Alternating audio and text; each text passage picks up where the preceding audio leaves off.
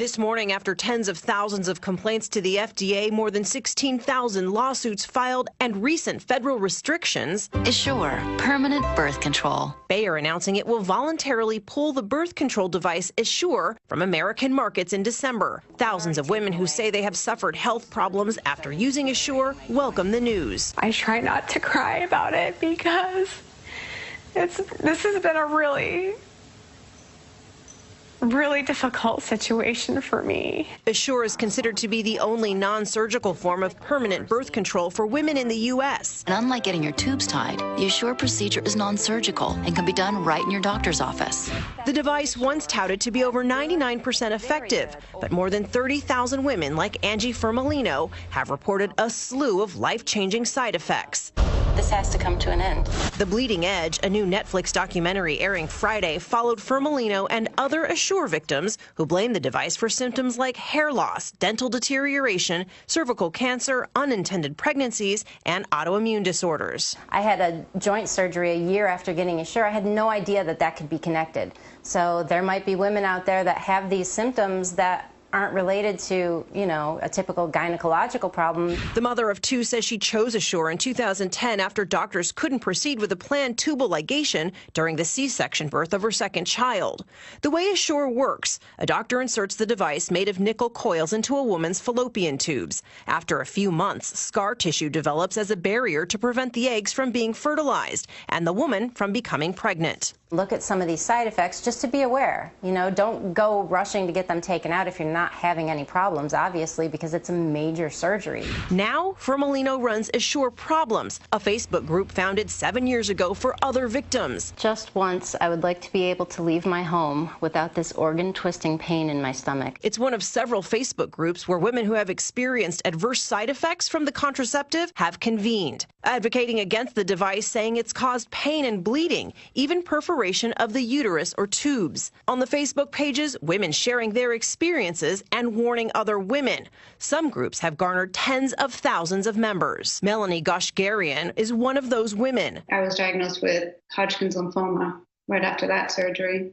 So for me, it was life-altering. It's lifelong.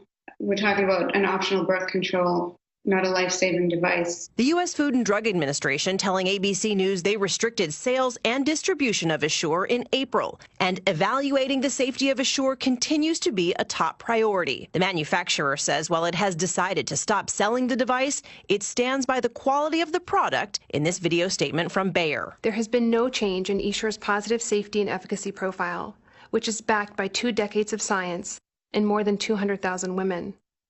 Okay, let's bring in our chief medical correspondent, Dr. Jennifer Ashton, and I think we should clarify this is not an IUD, which is effective and very safe. This is something totally different. That's so right. How is this supposed to work, and how's it gone wrong? So let's get right to it, Cecilia. Basically, we saw in the tape piece, and this is a big version of it, a metal coil gets inserted through the cervix, through the uterus, into the opening of the fallopian tube. If you imagine the fallopian tube as this clear cylinder here, and then the coil incites a tissue reaction that over time actually blocks off the tube, so an egg and sperm cannot meet and then land in the uterus. So when it comes to these implantable devices, which is what they're called, what are the risks? In general, when you talk about any device going into your body, there are known risks. Doctors should be counseling any type of patient on this. They include everything from pain to removal difficulty. If you want to or need to remove that device, the device can malfunction occasionally. It can actually move in the body, or in this case, perforate the fallopian tube. And there's always a small chance of infection or even an allergic reaction. In this case, it's a metal, so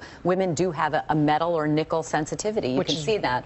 What happened to one of the women that we heard from in the piece. But a lot of women have this and say they've not experienced problems.